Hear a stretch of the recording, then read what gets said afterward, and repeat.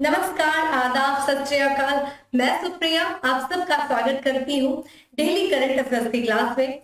दोस्तों, जैसा कि आज 21 अक्टूबर है और आज की क्लास में हम 21 अक्टूबर से रिलेटेड जो भी न्यूज है, जो भी इवेंट्स है जो हमारे एग्जाम के लिए इंपॉर्टेंट है, हम उन्हें एक एक करके यहाँ पे डिस्कस करेंगे।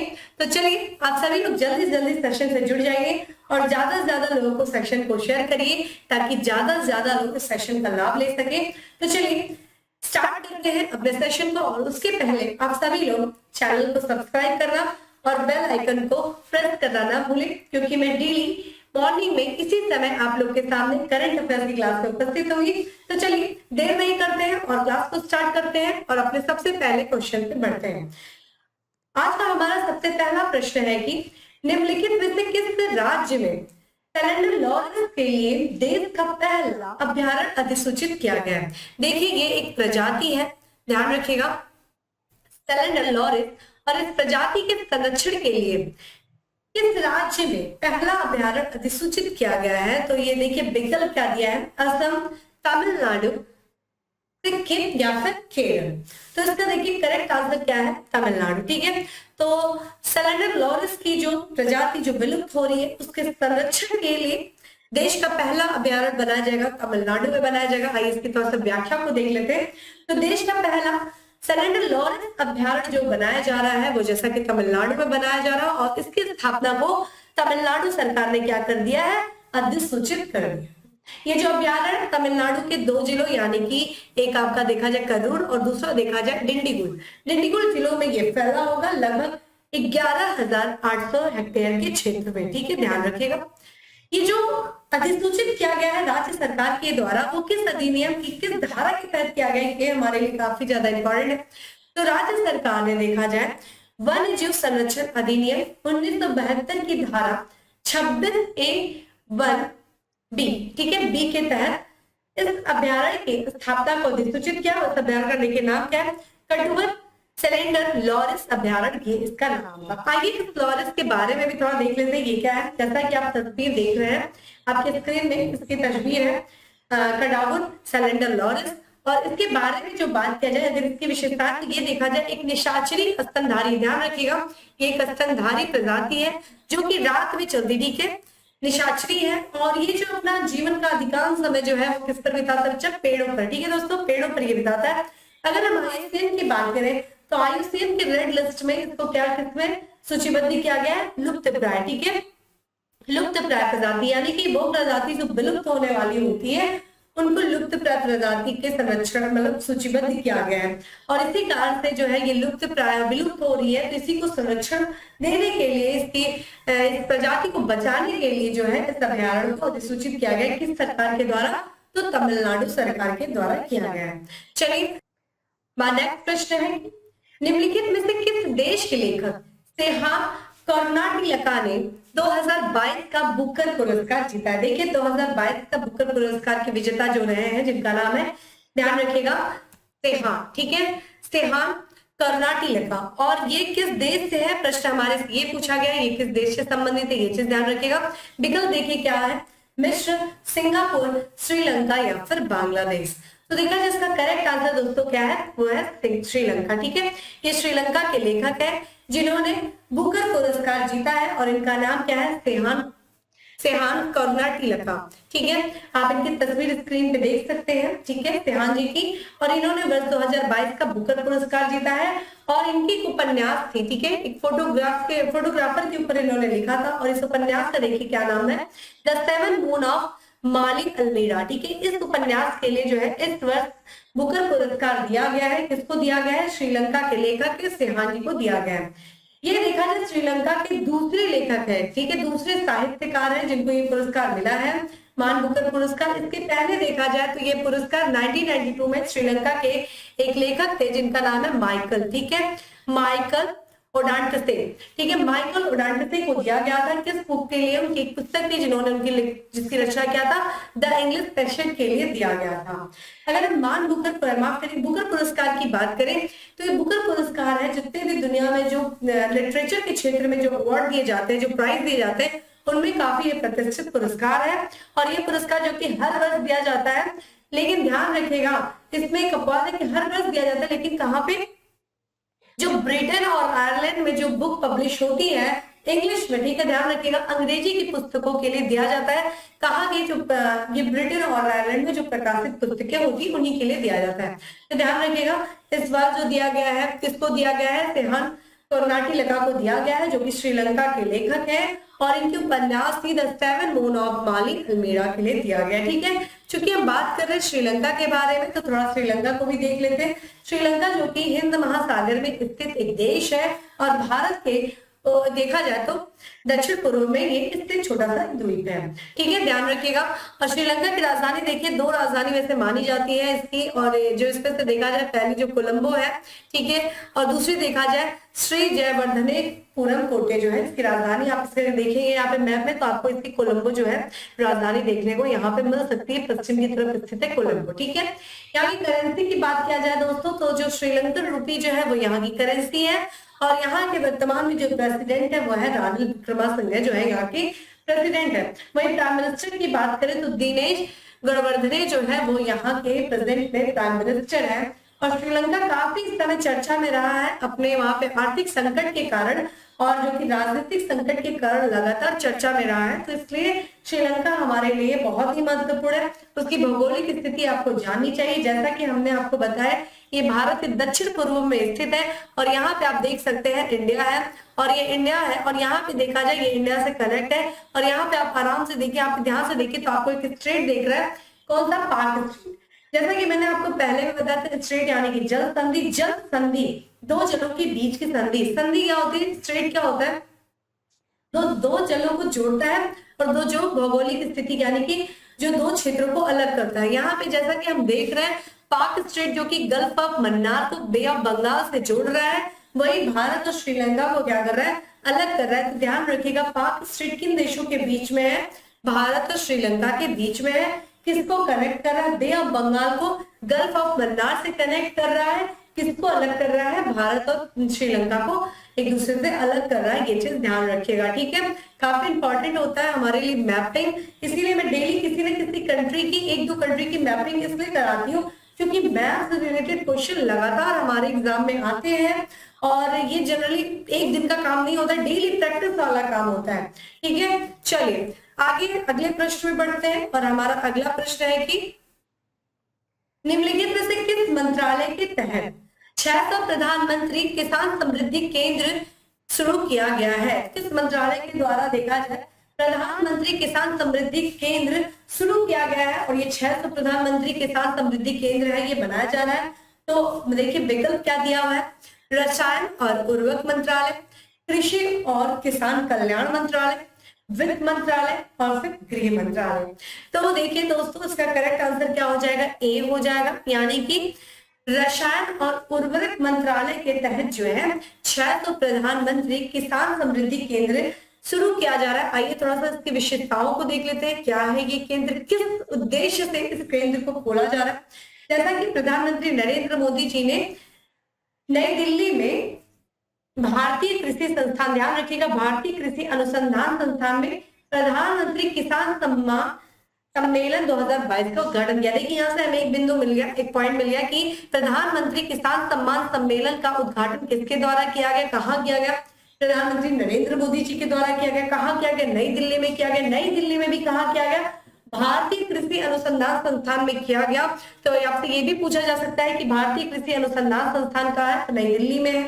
इसी सम्मेलन के दौरान जो है प्रधानमंत्री जी ने जो रसायन और उर्वरक मंत्रालय के तहत 600 प्रधानमंत्री किसान समृद्धि केंद्रों का उद्घाटन किया है। ध्यान रखिएगा प्रधानमंत्री किसान समृद्धि केंद्र का उद्घाटन किया गया है, किस मंत्रालय के तहत, रसायन और उर्वरक मंत्रालय के तहत किया गया। और इसी योजना के तहत लगभग देश के 3 लाख से अधिक खुदरा उर्वरक दुकानों को चरणबद्ध तरीके से प्रधानमंत्री किसान समृद्धि केंद्रों में परिवर्तित किया जाएगा। ध्यान रखिएगा इसका उद्देश्य लगभग ये 3.3 लाख जो खुदरा उर्वरक दुकानें हैं उनको किसके तहत लाने का प्रयास किया जा रहा है, ये प्रधानमंत्री किसान समृद्धि केंद्र के तहत लाने की प्रयास किया जा रहा है। उद्देश्य क्या होगा दोस्तों इसमें कि इन केंद्रों पर देखिए होता क्या है कि अभी वर्तमान में जो किसान होते हैं उनको अपनी जरूरतों को पूरा करने के लिए कई अलग अलग दुकानों में जाना पड़ता है। इसी को ध्यान में रखते हुए प्रधानमंत्री जी ने एक वन स्टॉप शॉप, ध्यान रखिएगा ये एक तरीके का वन, ठीक है, स्टॉप शॉप, यानी कि एक ऐसा शॉप होगा जहां पे किसानों की सारी जरूरतें पूरी हो जाएंगी। यानी कि उनको देखा जाए कि जो बीज हो गया, खाद हो गया, मिट्टी की जांच, अगर मिट्टी की जांच करनी है, वो सारी सुविधा उनको एक ही जो है केंद्र पे मिल जाएगी। इसके अलावा जो है इस केंद्र के माध्यम से सरकार जो है किसानों को कृषि के क्षेत्र में जागरूक करने का प्रयास करेगी। इतना ही नहीं, इस केंद्र के माध्यम से किसानों को जो कृषि संबंधी योजनाएं सरकार के द्वारा लाई जा रही हैं, उन योजनाओं के बारे में बताया जाएगा। तो आप देख रहे हैं कि इस एक ही केंद्र में किसानों को अपनी सारी जरूरतों की जो जरूरतें हैं, जो सारी आवश्यकता है, वो एक ही जगह पे मिल जाएगी। तो एक तरीके से वन स्टॉप शॉप के रूप में प्रधानमंत्री किसान समृद्धि केंद्र को जो है बनाया जा रहा है, और ये 6 केंद्रों का उद्घाटन किया गया है प्रधानमंत्री नरेंद्र मोदी जी के द्वारा। ठीक है, यहाँ पे देखा जाए इसी सम्मेलन के दौरान प्रधानमंत्री नरेंद्र मोदी जी ने यहाँ पे प्रधानमंत्री भारतीय जन उर्वरक परियोजना एक राष्ट्र एक उर्वरक भी लॉन्च किया। और इतना ही नहीं, इस योजना के तहत इन्होंने भारत यूरिया बैग लॉन्च किया है, ध्यान रखिएगा। और इस यूरिया बैग को किस ब्रांड के तहत जो है लॉन्च किया गया, ये इंपॉर्टेंट है। तो ये कंपनियों को एकल, ठीक है, आप ध्यान रखिएगा, एकल है, एकल ब्रांड नेम भारत स्टार्ट करेगा। भारत के तहत जो है उर्वरकों और विपणन में मदद, यानी कि जो मार्केटिंग होगी उर्वरकों की, जो ये फर्टिलाइजर्स हैं, उनको भारत ब्रांड के तहत जो है वो उनकी मार्केटिंग की जाएगी। तो ये जो है भारत यूरिया बैग को किस ब्रांड के तहत किया जाएगा, तो भारत, ये चीज ध्यान रखिएगा, ये मोस्ट इंपॉर्टेंट चीज। ठीक है, तो हम लोगों ने देखा कि प्रधानमंत्री जो है समृद्धि योजना, यहाँ पे आप जैसा कि देख रहे हैं किसान समृद्धि केंद्र का उद्घाटन किया गया रसायन और उर्वरक मंत्रालय के तहत। ये किस उद्देश्य से किया गया, इसका क्या लाभ होगा, इसके बारे में हम लोगों ने देखा। चलिए अगले प्रश्न में बढ़ते हैं, और हमारा आज का जो अगला प्रश्न है वो है, चलिए हमारा अगला प्रश्न है कि निम्नलिखित में से किस राज्य में प्रधानमंत्री जन आरोग्य योजना अमृतम, मुख्यमंत्री अमृतम, ठीक है, ध्यान रखिएगा, मुख्यमंत्री अमृतम योजना आयुष्मान कार्ड का वितरण शुरू किया गया है। तो किस राज्य में, तमिलनाडु में, मध्य प्रदेश में, गुजरात में या फिर उत्तर प्रदेश में? तो दोस्तों इसका करेक्ट आंसर क्या हो जाएगा, सी, गुजरात में किया गया है। ठीक है, इसके बारे में थोड़ा देख लेते हैं। तो प्रधानमंत्री नरेंद्र मोदी जी ने 17 अक्टूबर, ध्यान रखिएगा, 17 अक्टूबर 2022 को किसके माध्यम से, वीडियो कॉन्फ्रेंसिंग के माध्यम से गुजरात में प्रधानमंत्री जन आरोग्य योजना के तहत आयुष्मान कार्ड का वितरण किया। ध्यान रखिएगा, आयुष्मान कार्ड का वितरण, प्रधानमंत्री जन आरोग्य योजना के तहत जो आयुष्मान कार्ड का वितरण शुरू किया है प्रधानमंत्री जी ने, वो गुजरात में किया है। और यहाँ पे इन्होंने जो शुभारंभ किया है, वहां पे गुजरात के मुख्यमंत्री अमृतम आयुष्मान कार्ड के वितरण का भी साथ में शुभारंभ किया है। अगर हम बात करते हैं मुख्यमंत्री अमृतम आयुष्मान कार्ड योजना, तो ये देखा जाए जब प्रधानमंत्री यानी कि नरेंद्र मोदी जी जब देश में प्रधानमंत्री मतलब नहीं हुए थे, उसके पहले ये गुजरात के जब मुख्यमंत्री थे, तो अपने कार्यकाल के दौरान, जब ये गुजरात के मुख्यमंत्री थे और अपने कार्यकाल के दौरान इन्होंने एक योजना शुरू किया था वर्ष 2012 में, जिसका नाम है मुख्यमंत्री अमृतम आयुष्मान कार्ड योजना। और इस योजना का उद्देश्य क्या था, जैसा कि आप जानते हैं कि स्वास्थ्य के क्षेत्र में जो खर्च आता है वो बहुत ज्यादा आता है, और इससे जो गरीब, सबसे जो वो तबका जो सबसे ज्यादा प्रभावित होता है वो गरीब तबका, गरीब तबके जो होते हैं वो स्वास्थ्य के क्षेत्र में जो चीजें जो खर्च आते हैं उनका वो वहन नहीं कर पाते। इसी चीज को ध्यान में रखते हुए कि उनके इलाज में जो भयावह खर्च आता है, उस भयावह खर्च से बचाने के लिए उस समय अपने मुख्यमंत्री कार्यकाल के दौरान उन्होंने एक योजना शुरू की थी, मुख्यमंत्री अमृतम आयुष्मान कार्ड योजना। और इसमें क्या था, इसी योजना को जब ये योजना आगे चल करके इसका नाम बदल दिया गया, और इसका नाम क्या रखा गया, मुख्यमंत्री, ठीक है, मुख्यमंत्री, ध्यान रखिएगा, मुख्यमंत्री अमृतम वात्सल योजना कर दिया गया। ये योजना आगे जाकर काफी ज्यादा सफल होती है, और जो कि गुजरात है, जो आगे जाकर के प्रधानमंत्री नरेंद्र मोदी जी मतलब 2014 में देश के प्रधानमंत्री बनते हैं। और जब वो प्रधानमंत्री बनते हैं तो इस योजना की सफलता को देखते हुए उन्होंने जो है जो देश के स्तर पे 2018 में इसी योजना को प्रारंभ किया, किस नाम से, तो ध्यान रखिएगा, प्रधानमंत्री जन आरोग्य योजना के नाम से शुरू किया। ठीक है, इस योजना के तहत देखा जाए जो प्रति परिवार, ध्यान रखिएगा प्रश्न पूछा जाता है, प्रति व्यक्ति नहीं बल्कि प्रति परिवार प्रति वर्ष 5 लाख रुपए तक का कवरेज दिया जाता है स्वास्थ्य के क्षेत्र में, ठीक है, ये चीज ध्यान रखिएगा। तो प्रधानमंत्री जन आरोग्य योजना की शुरुआत किस वर्ष की गई थी? वर्ष 2018 में की गई थी, ठीक है। मुख्यमंत्री अमृतम वात्सल्य योजना किस राज्य से संबंधित है? तो ये संबंधित है गुजरात से, वर्ष 2012 में शुरू किया गया था। उस समय जब प्रधानमंत्री जी गुजरात के मुख्यमंत्री हुआ करते थे उस दौरान, ठीक है। क्योंकि हम गुजरात की बात कर रहे हैं तो आइए गुजरात के बारे में भी देख लेते हैं। आपके सामने भारत का मैप खुला हुआ है और आप यहाँ पे देख सकते हैं पश्चिम की तरफ आपको कौन दिख रहा है? गुजरात, ठीक है। ये गुजरात जिसका कैपिटल हमें क्या दिख रहा है? गांधीनगर, ठीक है। गुजरात की राजधानी गांधीनगर है। और अगर हम इसकी भौगोलिक स्थिति को देखें तो इसकी एक अपनी अंतरराष्ट्रीय सीमा है जो कि किससे लग रही है दोस्तों? पाकिस्तान से लग रही है। इसकी एक अपनी एक मैरीटाइम यानी कि जो एक समुद्री सीमा है जो कि किससे लग रही है? अरब सागर से लग रही है। और अगर हम इसको देखें तो ये एक जो है कितने राज्यों से देखा जाए तो मध्य प्रदेश से, राजस्थान से और देखा जाए तो महाराष्ट्र से और साथ ही साथ केंद्र शासित प्रदेश दादर नगर हवेली दमन द्वीप से अपनी सीमा को साझा कर रहा है। और गुजरात, गुजरात की जैसे कि राजधानी के हम लोगों ने बारे में बात किया, क्या है? गांधीनगर। और यहाँ के जो वर्तमान में राज्यपाल है वो है आचार्य देवव्रत। और यहाँ के मुख्यमंत्री की दोस्तों बात किया जाए तो वो है भूपेंद्र पटेल। अगर हम संसदीय क्षेत्र की बात करें तो ध्यान रखिएगा यहाँ पे राज्यसभा और लोकसभा की जो सीटें, देखिए सीटें भी पूछी जा रही है। कई बार क्रम पूछ दे रहा है कि 2-4 राज्यों के नाम लिख दे रहा है, मैच द फॉलोइंग भी लिख दे रहा है कि मैच करिए कि किस राज्य में कौन सी कितनी लोकसभा है। अगर हम राज्यसभा की सीटों की बात करें गुजरात में तो 11 सीटें हैं। और अगर हम वही लोकसभा की सीटों की बात करें गुजरात की तो 26 सीटें हैं। देखिए अभी हाल ही में हम लोगों ने रामसर स्थल से संबंधित बात भी किया था साइट्स के बारे में। जिन लोगों ने मेरे रामसर स्थल से संबंधित वीडियो को नहीं देखा आप उस वीडियो को देखिएगा। जितने भी वर्तमान में 75 रामसर स्थल उनके बारे में बताया गया है। इतना ही नहीं, रामसर जो संधि की गई थी ये किस लिए किया गया था, क्या उद्देश्य था, किस वर्ष किया गया था, भारत इसका कब सदस्य बना, इन सब चीजों के बारे में उस वीडियो में बात किया गया है। तो जाइएगा प्लेलिस्ट में आपको वीडियो मिल जाएगी, काफी चीजें इन डिटेल जाके बताएगी, काफी इंफॉर्मेटिव वो वीडियो है, आप देखिएगा।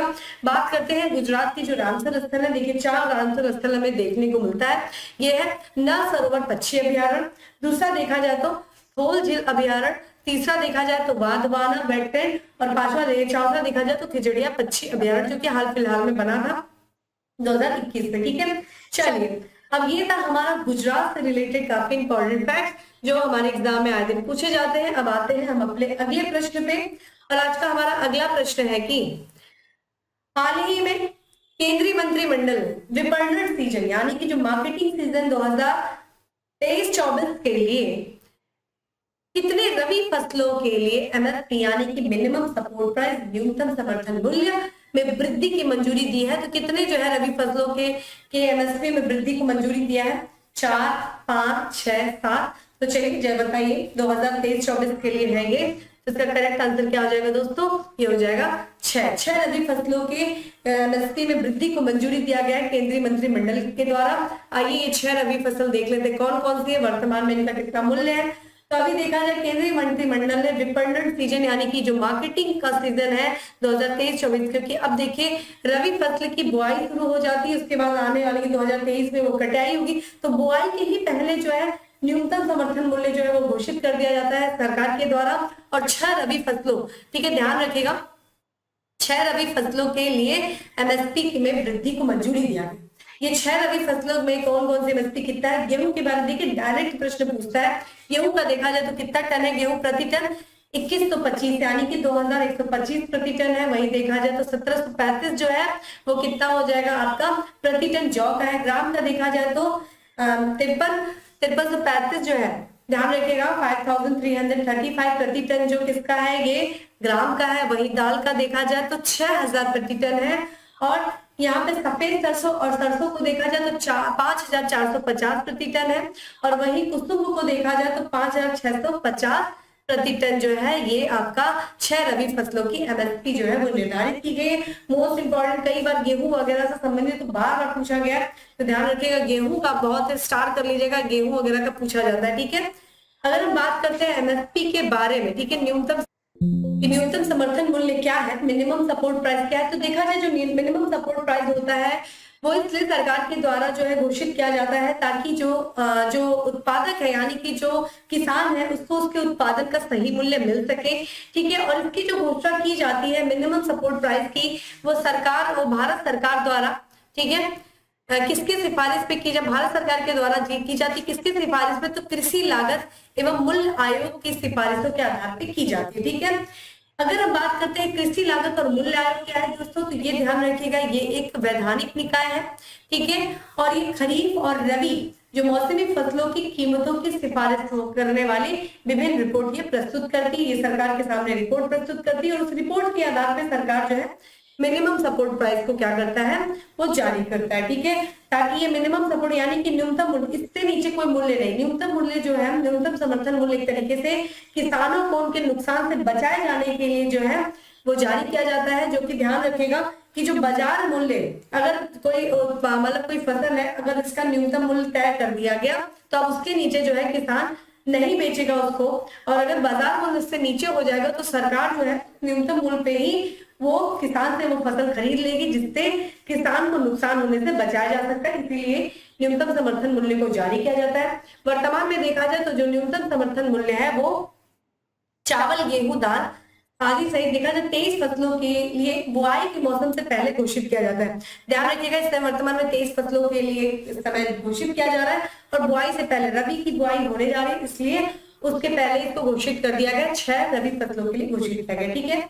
आइए अगले प्रश्न की तरफ बढ़ते हैं और हमारा अगला प्रश्न है कि हाल ही में किसे सर सैयद उत्कृष्टता पुरस्कार 2022 प्रदान किया गया है। विकल्प में देखिए, professor Barbara Metcalfe, Richard J Evans, Antony weber या फिर डेविड क्रिश्चियंस। तो यहाँ पे जो हमारा करेक्ट आंसर दोस्तों है वो है ए, प्रोफेसर बारबरा मेडकॉफ को जो है सर सैयद उत्कृष्टता पुरस्कार 2022 प्रदान किया गया है। आइए इनके बारे में देख लेते हैं। देखिए इनकी तस्वीर जो है, बारबरा मेडकॉफ की तस्वीर आप सामने देख सकते हैं। और जैसा कि आप जानते हैं ये है एक प्रसिद्ध अमेरिकी इतिहासकार, ठीक है, ये अमेरिका की इतिहासकार है और इनको जो है ये पुरस्कार दिया गया है। किसके द्वारा दिया गया है, अलीगढ़ मुस्लिम विश्वविद्यालय के जो संस्थापक थे जो है जिनकी स्मृति में ये पुरस्कार दिया गया है, जो कि कौन थे, सर सैयद अहमद खां। सर सैयद अहमद खां के 205वीं जयंती पर इन्हें ये पुरस्कार यानी कि सर सैयद उत्कृष्टता पुरस्कार 2022 प्रदान किया गया है। और मेडकॉफ ने देखा जाए इतिहास के बारे में, चूंकि एक इतिहासकार है तो इतिहास ही इनका एक तरीके से हिस्ट्री, इनका रिसर्च फील्ड है। तो इन्होंने भारत और पाकिस्तान की जो मुस्लिम आबादी है उस मुस्लिम आबादी के बारे में या इतिहास जो है उसको काफी विस्तृत रूप में लिखा है। इस कारण से इनको जो है सर सैयद उत्कृष्टता पुरस्कार 2022 से सम्मानित किया गया है। आइए अगले प्रश्न बढ़ते हैं और हमारा अगला प्रश्न है आज का कि निम्नलिखित में से किस संस्था के द्वारा बहुआयामी गरीबी सूचकांक जारी किया गया है, ठीक है। तो ध्यान रखिएगा, बहुआयामी गरीबी सूचकांक जारी कर दिया गया है और ये किस संस्था के द्वारा किया गया, यूएनडीपी, ठीक है, यानी कि United Nation Development Programme, WTO World Trade Organisation, WHO World Health Organisation या फिर यूनिसेफ। तो देखा जाए इसका करेक्ट आंसर यूएनडीपी। और यूएनडीपी एक और संस्था के सहयोग से जो है बहुआयामी गरीबी सूचकांक जारी करती है। आइए इसके बारे में देख लेते हैं कि किसके द्वारा। तो यूएनडीपी यानी कि संयुक्त राष्ट्र, ठीक है, संयुक्त राष्ट्र विकास कार्यक्रम, यूनाइटेड नेशन डेवलपमेंट प्रोग्राम और Oxford poverty and human development initiative, ठीक है। ध्यान रखिएगा इन दो के द्वारा जो है बहुआयामी गरीबी सूचकांक यानी कि मल्टी डायमेंशनल पॉवर्टी इंडेक्स जो है वो जारी किया जाता है। मोस्ट इंपॉर्टेंट किसके द्वारा, तो OPHI और यूएनडीपी के द्वारा किया जाता है। अगर हम बात करते हैं इस बार यानी कि मल्टी डायमेंशनल पॉवर्टी इंडेक्स 2022 का जो रिपोर्ट जारी की गई है वो किस शीर्षक यानी कि किस टाइटल के तहत जारी किया गया, तो ध्यान रखिएगा, unpacking deprivation bundle to reduce multidimensional poverty, ठीक है। ध्यान रखिएगा, ये शीर्षक याद रखिएगा, इस शीर्षक के तहत जो है 2022 की रिपोर्ट जारी की गई है। आइए थोड़ा सा इस रिपोर्ट के बारे में बात कर लेते हैं। क्या क्या बताया गया है दुनिया में गरीबी की स्थिति के बारे में इस रिपोर्ट में बताया गया है। तो इसमें यह बताया गया है भाई कि जो 2 बिलियन, ठीक है, 2 बिलियन लोग जो है वो बहुआयामी गरीबी के दायरे में आते हैं। और इस 2 बिलियन में भी देखा जाए जो आधे लोग हैं वो काफी गंभीर रूप से गरीबी की स्थिति में है और उसमें भी आधे से जो लोग हैं यानी कि 593 मिलियन लोग जो हैं वो 18 वर्ष से कम आयु के, यानी कि जो बच्चे हैं बहुत बड़ी संख्या में जो है बच्चों की स्थिति काफी दयनीय है, वो गरीबी काफी गरीब है वो, ये इस रिपोर्ट में बताया गया। साथ ही साथ ये बताया गया है कि कौन सा क्षेत्र है, ठीक है, जहां सबसे अधिक गरीब लोग हैं। तो यहाँ पे देखिए सबसे ज्यादा गरीब बताया गया वो उप सहारा अफ्रीका, जहां पे बताया गया कि 579 मिलियन लोग जो है वो सब जो गरीब लोग हैं, और ये पूरे विश्व में सबसे ज्यादा गरीबी जो है गरीबी वाला क्षेत्र है। और इसके बाद देखा जाए एशिया, ठीक है, एशिया दक्षिण एशिया में सबसे ज्यादा गरीब यानी कि 385 मिलियन जो है, इसी के साथ दूसरे स्थान पे सबसे ज्यादा गरीबी उप सहारा अफ्रीका, उसके बाद दक्षिण एशिया आता है। और इन दोनों ही क्षेत्रों को अगर मिला दिया जाए तो कितने प्रतिशत गरीब लोग इस दोनों क्षेत्रों में रहते हैं, तो 83% जो है लोग परसेंट जो लोग हैं वो गरीब रहते हैं, यानी कि पूरे विश्व में जितनी गरीबों की आबादी है उसका देखा जाए 83% लोग जो है ये उप सहारा अफ्रीका और दक्षिण एशिया में रहते हैं। वही बात करते हैं कि इस रिपोर्ट में भारत की स्थिति का बताया गया, तो बताया गया अगर इस पे भी देखा जाए कि किस देश में सबसे ज्यादा गरीब है, तो आप देख लीजिए क्या तस्वीर भारत की बताएगी कि दुनिया के जो सबसे ज्यादा गरीब लोग हैं, गरीब जनसंख्या आने के लगभग 22.8%, 22.8 करोड़ लोग जो है वो गरीब है, कहा भारत में, ठीक है। और इस संख्या के साथ भारत जो है दुनिया का सबसे अधिक गरीबी वाला देश हो गया, गरीब जनसंख्या वाला देश हो गया, ठीक है। और इसके दूसरे नंबर पे जो आता है वो नाइजीरिया आता है, 9.6 करोड़ यानी कि 9.6 करोड़ जो लोग हैं वहां पे गरीब है, ठीक है। अगर हम बात करते हैं भारत क्या इस स्थिति को सुधार पाया है कि जितने भी जो तो ये एक तरीके से हिस्टोरिकल चेंज बताया जा रहा है कि एक आधार वर्ष यानी कि 2005 और 6 से तुलना किया गया है वर्तमान 2019 से 21 के बीच में। तो ये बताया गया है कि भारत में जो गरीबी थी, गरीबों की जो जनसंख्या थी उसमें घटोतरी हुई है लगभग कितना, तो पहले 2005 और 6 में जो 55.1% से घट करके 2019-21 के बीच में 16.4% हो गई है। तो ये बहुत बड़ा हिस्टोरिकल चेंज दिखाया गया है। इतनी बड़ी अगर देखा जाए कितने लगभग 400, यहाँ पे आप तस्वीर देख सकते हैं, 415 जो है मिलियन लोगों की संख्या जो है वो कम हुई है, कितना 2005-6 से लेकर के 2019-21 के बीच में काफी कम बताई जा रही है। वहीं में अगर हम बात करें बहुआयामी गरीबी सूचकांक के बारे में, तो ये जो एक अंतरराष्ट्रीय संस्था है और ये 100 से अधिक जो विकासशील यानी कि जो डेवलपिंग कंट्रीज है उनमें जो तीव्र बहुआयामी गरीबी को ये नापता है, ध्यान रखिएगा। और इसको सबसे पहले जो जारी किया गया था वो वर्ष 2010 में जारी किया गया था। इसमें जो जारी किया जाता है उसमें देखिए 3 स्तर है, ठीक है, इसमें 3 डायमेंशन है और 10 इंडिकेटर्स है, ये चीज ध्यान रखिएगा।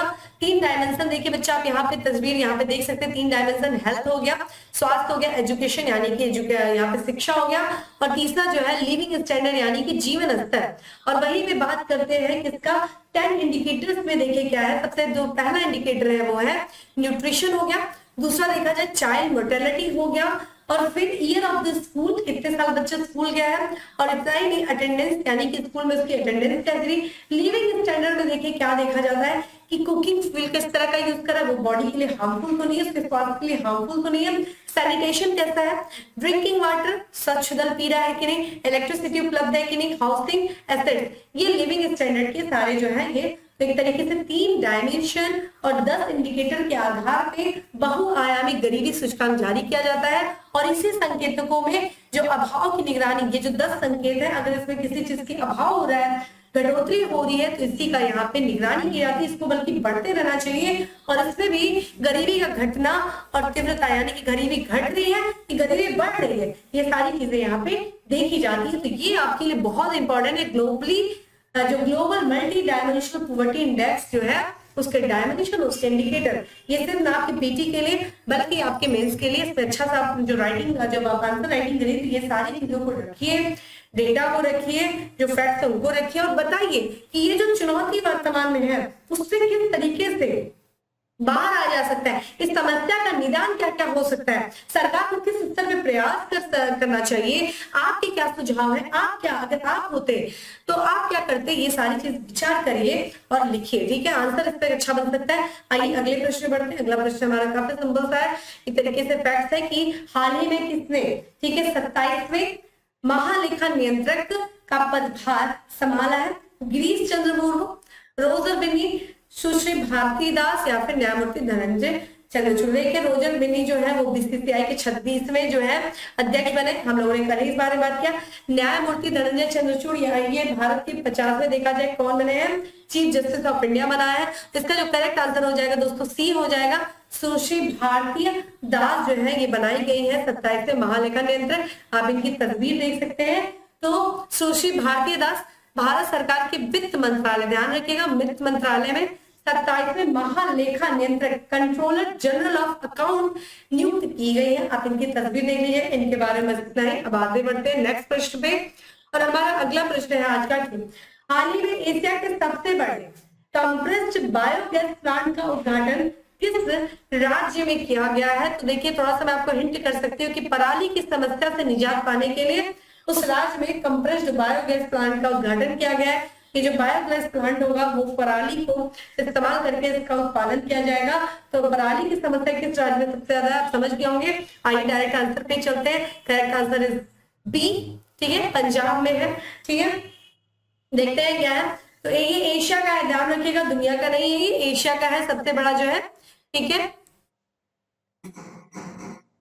ठीक है, तो एशिया के सबसे बड़े, ठीक है, एशिया के सबसे बड़े कंप्रेस्ड बायोगैस प्लांट का जो उद्घाटन किया गया है वो पंजाब के संगरूर में किया गया। ठीक है, पंजाब में किया गया है और ये एक जर्मनी की कंपनी है जिसका नाम है वर्वियो। ठीक है, वर्वियो कंपनी ने इसको स्थापित किया है, इस प्लांट को बनाया है। इस प्लांट की क्षमता की बात करें तो ये रोजाना जो है 300 टन पराली की मदद से 33 टन कंप्रेस्ड बायोगैस का उत्पादन करेगा ये प्लांट। और ये जो है एक तरीके से प्लांट को जो स्थापित किया गया था, ये जो है इसकी स्थापना वर्ष 2016-17 में की गई थी। और ये जो है पराली के प्रबंधन को लेकर के, चूंकि आप जानते हैं पंजाब में जो है वो पराली की समस्या काफी ज्यादा है और पराली के प्रबंधन को ही लेकर के इस प्लांट की स्थापना की गई थी। ठीक है, कहा पंजाब में, पंजाब में भी कहा संगरूर में। ठीक है, संगरूर में किया गया था। ठीक है, आते हैं अपने अंतिम प्रश्न में।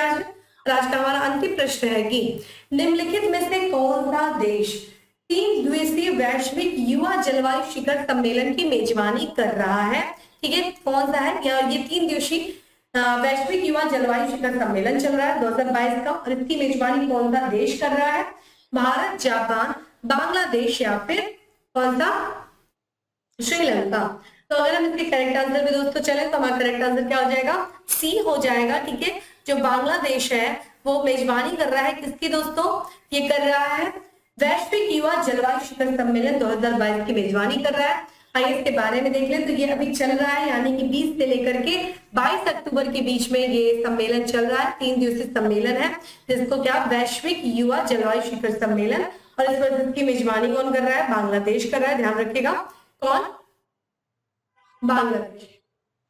इसमें जो है इस शिखर सम्मेलन में लगभग 70 देशों के युवा भाग लेंगे और ये जो युवा है, ये जो यूथ होंगे वो ये पता लगाने की कोशिश करेंगे कि जो क्लाइमेट चेंज हो रहा है, जो जलवायु परिवर्तन हो रहा है, उसके खिलाफ किस तरीके से लड़ा जाए, किस तरीके से नेतृत्व प्रदान किया जाए, ये सारी चीजें पता लगाने का प्रयास करेंगे।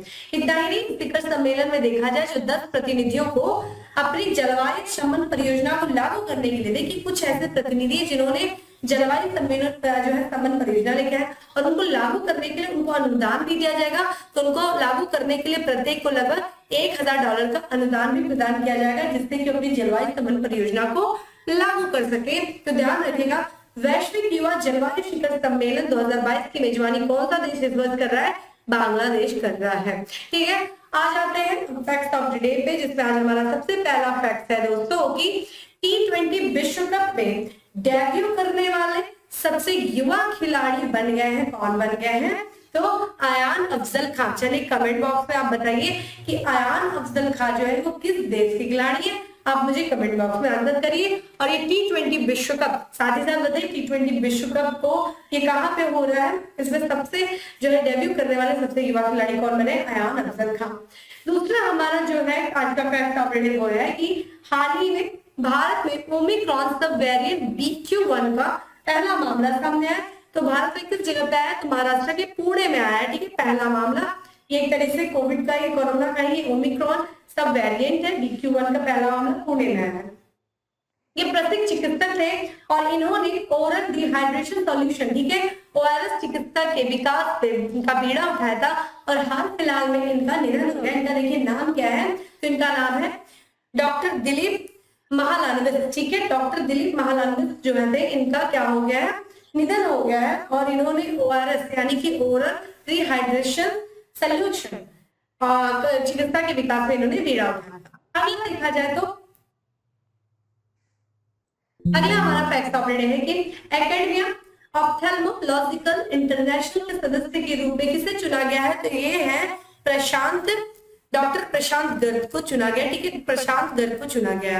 और हमारा आज का अंतिम फैक्ट ऑफ द डे है कि इराक के नए राष्ट्रपति नियुक्त किए गए जिनका नाम है अब्दुल लतीफ रशीद। ठीक है, अब्दुल लतीफ रशीद जो है वो इराक के नए प्रेसिडेंट यानी कि राष्ट्रपति चुने गए हैं। ठीक है, चूंकि हम इराक की बात कर रहे हैं और ये देखा जाए मिडिल ईस्ट का एक कंट्री है और इराक जिसकी कैपिटल देखिए कहाँ है, बगदाद। ये आपके सामने इराक का मैप खुला हुआ है। अगर हम इसकी इराक की भौगोलिक स्थिति देखें तो ये किन किन राज्यों से अपनी सीमा को साझा करता है, तो अगर हम देखें उत्तर पूर्व में हमें ईरान देखने को मिल रहा है। ठीक है, ध्यान रखिएगा, ईरान देखने को मिल रहा है। और इसके उत्तर में देखा जाए टर्की से ये अपनी सीमा को साझा कर रहा है। इसके यहाँ देखा जाए पश्चिमी तरफ सीरिया और जॉर्डन देखने को मिल रहा है। और यहाँ पे दक्षिण पूर्व में देखा जाए तो दक्षिण पश्चिम में देखा जाए तो सऊदी अरब। और यहाँ पे इसकी छोटी सी जो है मैरीटाइम सीमा भी है, पर्शियन गल्फ से लग रही है इराक की। ध्यान रखिएगा, इराक जिसकी राजधानी देखिए क्या है दोस्तों, यह बगदाद इसकी राजधानी है। करेंसी की दोस्तों बात किया जाए तो इराकी दिनार जो है वो इसकी करेंसी है। और जैसा कि हम लोगों ने बात किया इसके प्रेसिडेंट कौन है, अब्दुल लतीफ रशीद जो है वो इसके प्रेसिडेंट है इराक के। और यहाँ के प्राइम मिनिस्टर मुस्तफा अल खादमी जो है यहाँ के प्राइम मिनिस्टर है।